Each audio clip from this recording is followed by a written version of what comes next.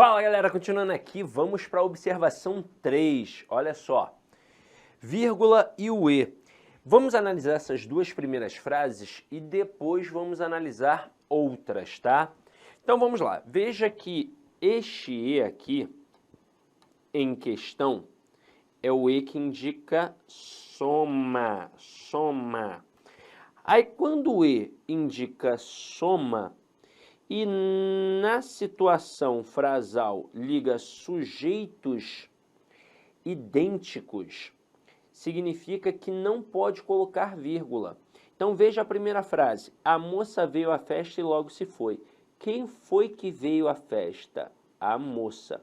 E quem logo se foi? A moça.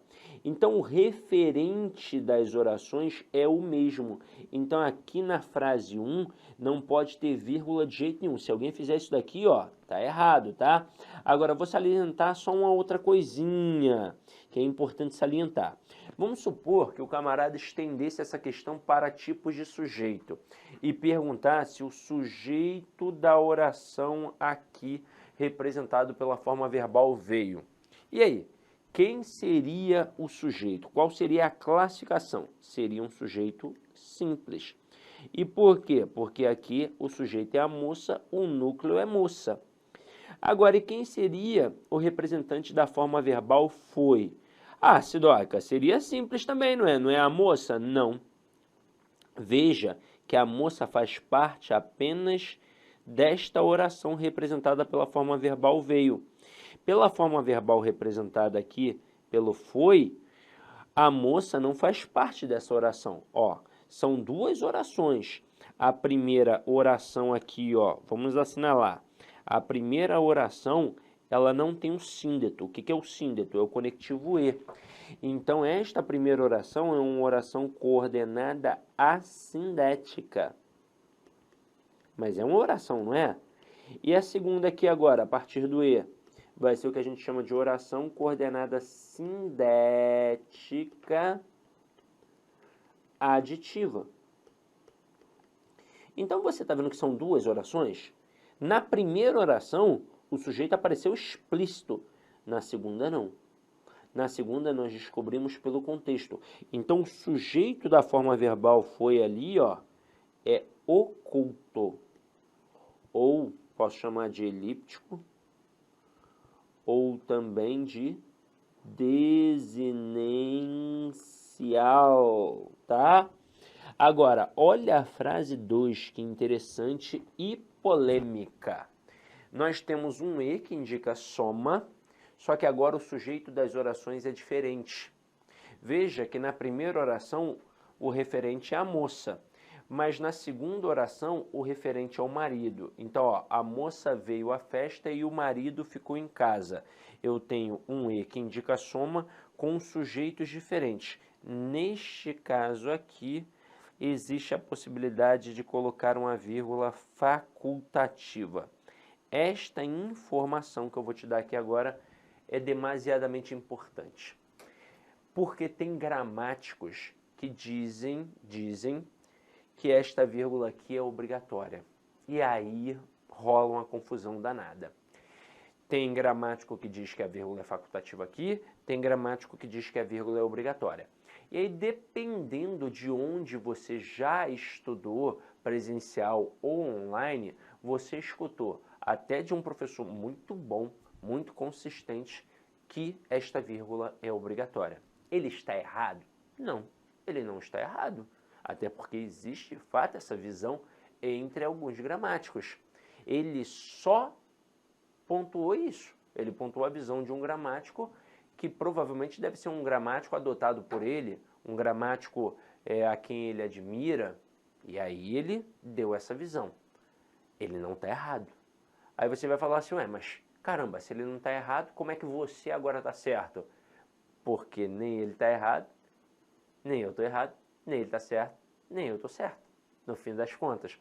Só que aí é o seguinte, para nossa sorte, nós não estamos num ambiente acadêmico, discutindo para ver quem está mais certo e quem está mais errado. Até porque não tem essa história de quem está mais certo e quem está mais errado. Não tem essa. São duas visões diferentes. Então, para alguns gramáticos, essa vírgula é obrigatória. Para outros gramáticos, essa vírgula é facultativa. Mas o que nos importa é o que cai na prova. Ah, mas como é que é cobrado em prova? Eu quero saber como é que é cobrado na minha banca, vírgula facultativa. Até hoje, em todo o cenário do concurso público, isso significa em todas as bancas, todas, sem tirar nem pôr, todas. Sebrasp, Sesgran Rio, FGV, Vunesp, Selecom, IBAD, Decam, todas as bancas, de todas as áreas de atuação, segurança pública, tribunal, magistério, saúde, carreiras administrativas, em todas, você está ouvindo bem? Em todas as provas, quando essa questão foi cobrada, a vírgula foi facultativa. Então, eu não tenho dúvida, a vírgula é facultativa. Eu, por exemplo, se não existisse essa divergência e vários professores, por exemplo, ensinando isso daqui como vírgula obrigatória, ao ponto até de te deixar encucado, pô, mas peraí, o Sidoca está falando que a vírgula é facultativa, mas eu fiz um curso aqui na minha cidade e o professor que dá aula há 57 anos disse que essa vírgula é obrigatória. Me mostrou, inclusive, ele me mostrou um manual, ele me mostrou uma gramática, tava lá, ó, vírgula obrigatória. Então, caramba, e aí, como é que eu faço? A verdade é que eu só trago essa informação por conta dessa divergência toda. Porque se não existisse essa problemática, eu nem ia falar da possibilidade de essa vírgula ser obrigatória. Eu já ia atacar dizendo que ela é facultativa, pronto e acabou. Ué, mas não existe gramático que diz que ela é obrigatória? E daí? O que importa não é a prova do concurso público? Então, eu nem falaria que existe a possibilidade, que existe gramático dizendo que ela é obrigatória. Não falaria, eu só falaria que ela é facultativa. Então, ó, na tua prova, caiu uma dessa, vírgula facultativa. Não titubeia, tá? Ah, mas não tem esse negócio de mais. A vírgula é facultativa. Agora eu vou estender isso daqui. Vou colocar mais duas frasezinhas. Deixa eu colocar aqui com a canetinha roxa. Frase 3 e frase 4, que eu quero avaliar aqui com vocês. Se eu colocasse assim, ó, Pedro malhou e não ficou sarado. Rapaz, minha letrinha tá bonitinha aqui, ó. Pedro malhou e não ficou sarado. Veja que este e não indica soma, ele indica oposição, adversidade, tanto que ele poderia ser facilmente substituído por mais, porém, todavia, entretanto, contudo, não obstante, por aí vai. Então, como ele indica a oposição, aqui a vírgula é obrigatória. E por que a vírgula é obrigatória? Ora, porque se eu fosse colocar um mais, um porém, um todavia, eu iria colocar a vírgula, que é uma vírgula obrigatória, separando a estrutura adversativa. E aí é o seguinte, o avaliador é malicioso. Malicioso. Ele às vezes coloca essa frase e não coloca a vírgula para perguntar o valor semântico do e. A questão não é de pontuação, a questão é de análise semântica, é de classificação de conjunção, por exemplo. Só que se ele colocar a vírgula, ele chama a atenção. E aí, opa, vou olhar com mais calma, esse aqui é adversativo, ele não é aditivo. Como ele não quer chamar a atenção para isso, como ele quer, né, embaçar a tua visão gramatical, ele coloca sem vírgula. É isso mesmo, maldoso, né? Mas a vírgula aqui é obrigatória. Olha uma outra vírgula obrigatória. Se o camarada colocasse assim, ó. Deixa eu colocar aqui a canetinha roxa mais uma vez. Se ele colocasse assim, ó. Siga este conselho e tudo dará certo.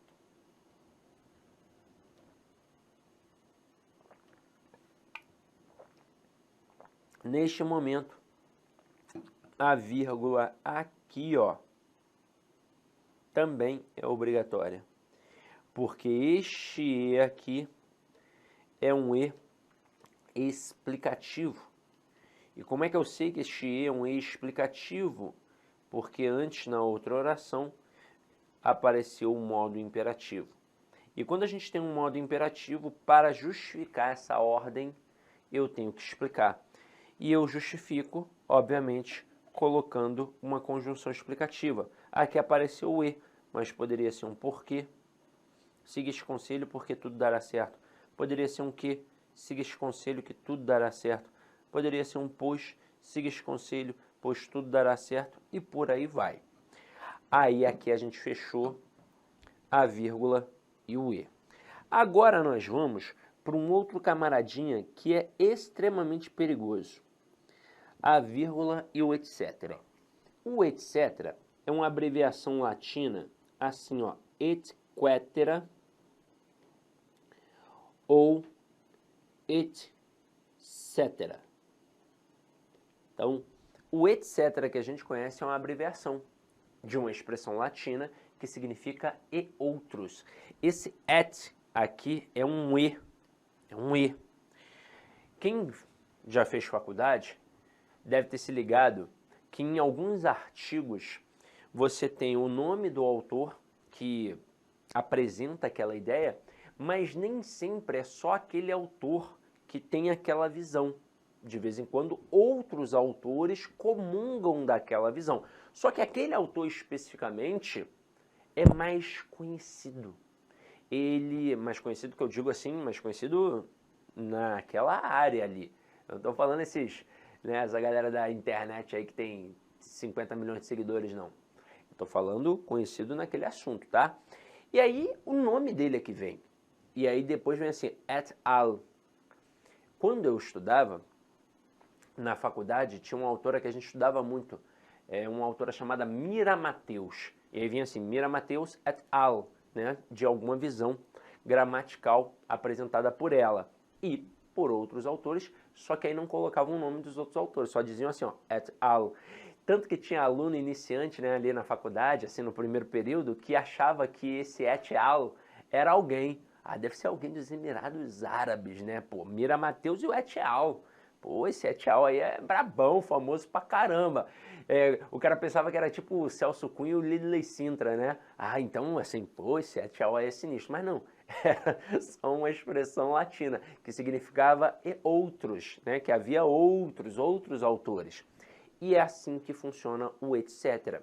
Agora, tem algumas informações importantes sobre o etc., porque ele pode aparecer numa prova objetiva, mas ele também pode aparecer numa prova discursiva. Só que na prova discursiva é você que vai colocar, não é? Só que aí você está dando mole, porque você não pode fazer abreviação.